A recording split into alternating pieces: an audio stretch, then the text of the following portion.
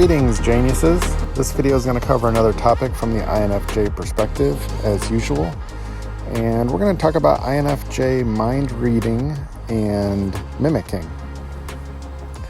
And I got away for a few days, kind of just changed gears also, one day of each. But it's glad to be back talking to you, and I look forward to another week of daily posts and videos, hopefully.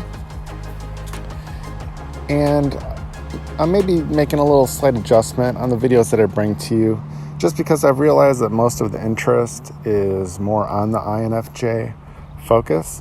So let's get right into it and talk about mimicking, first of all. And this is something that once I begun to learn more about the INFJ personality type, and when I first started studying the MBTI, I was fascinated by this because, well, first of all, I had just realized that there were 16 main personality types of all people on Earth, and that was interesting.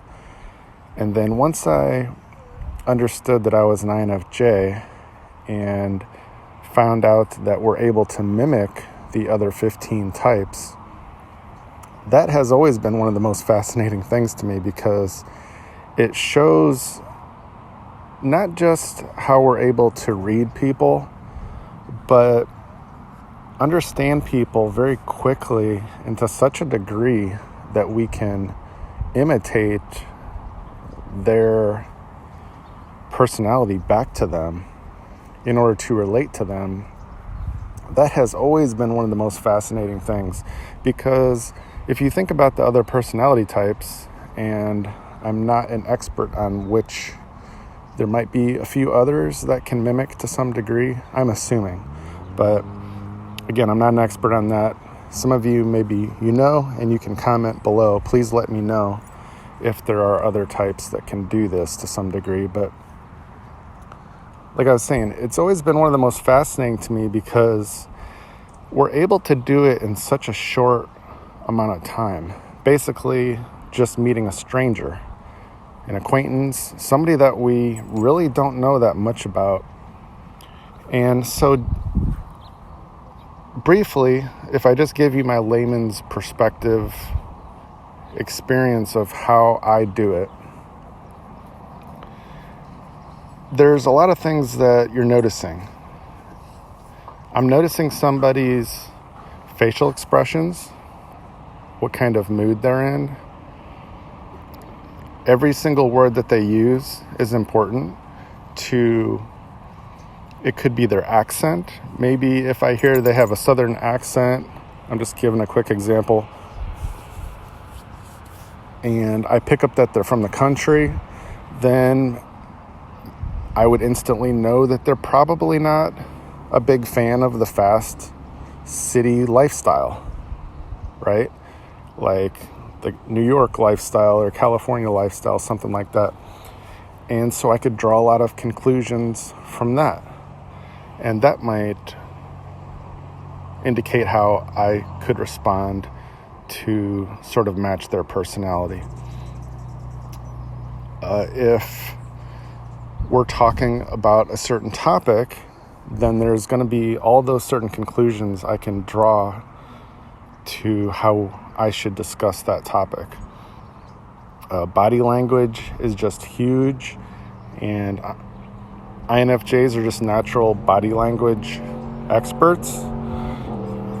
Not in the sense that we went to school and we studied it, and not in to the degree that a body language expert who's been formally educated could explain what somebody is doing.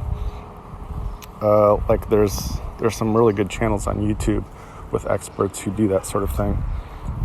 And we just do it automatically, and we do it on a subconscious level.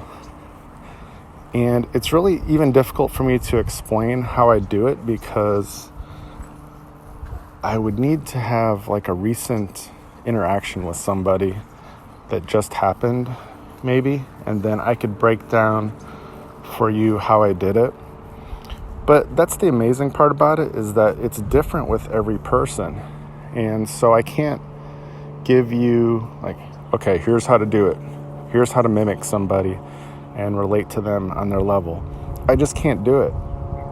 And only an INFJ could understand the circles that I'm talking in right now. But the short answer is we're basically just analyzing everyone's words, their body language, and just about every little thing that has to do with our interaction.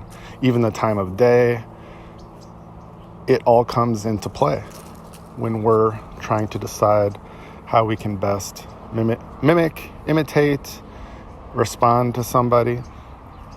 And then I would also just say that the beautiful part of that is that anytime I go into that mode, it really doesn't feel like a selfish, fake kind of thing that I'm trying to do. It's really to make them more comfortable, to relate to them. If there's anything I feel that's important that I want to tell them, I'm trying to translate that into their perspective and make it in a way that they'll understand it and accept it. And so it's for their benefit.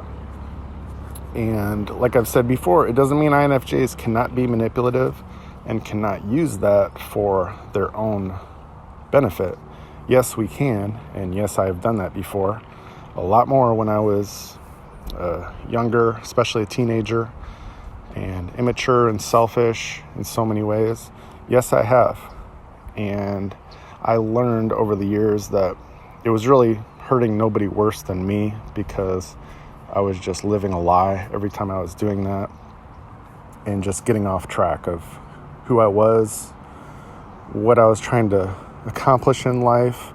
And so I realized it was hurting me the most, and I needed to stop doing that. And of course, a lot of other things that happened. And I realized also I just didn't want to waste my time and energy trying to fool people into anything. And that could be good or bad.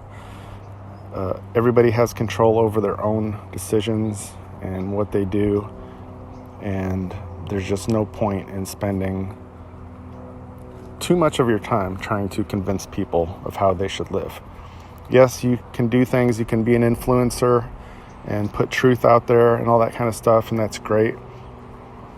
But there has to be a balance, and you have to compartmentalize it as much as possible, because otherwise it will just take over your life and just kind of become a daily drama that affects you negatively in some way. So that kind of explains a little bit about how we mimic people and mind read them, I suppose. Mind reading, it's not like a psychic thing.